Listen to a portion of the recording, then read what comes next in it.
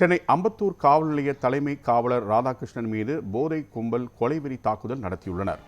இதுகுறித்து கூடுதல் விவரங்களை செய்தியாளர் சீனிவாசனிடம் கேட்கலாம். சீனிவாசன், இது குறித்த கூடுதல் தகவலை சொல்லுங்க.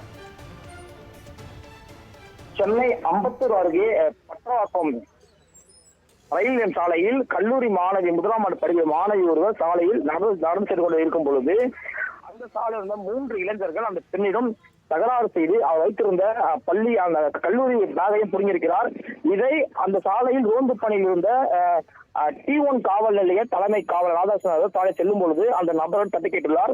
கல்லூரி மாணவியை தகராறு செய்து கேட்கும் பொழுது அந்த 3 இளைஞரும் அந்த தலைமை காவலர் அவரை தாக்கி சாலையை இழுத்து சென்று அவர் மீது கொடுமையான தாக்குதல். இந்த காட்சி அந்த பகுதி முழுவதும் பார்த்துகிறார்கள்.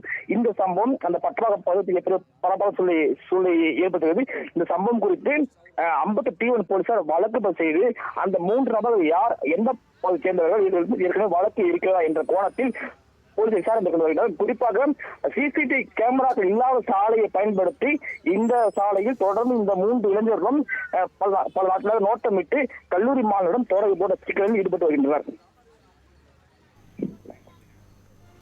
தகவல்களுக்கு நன்றி சீனிவாசன்.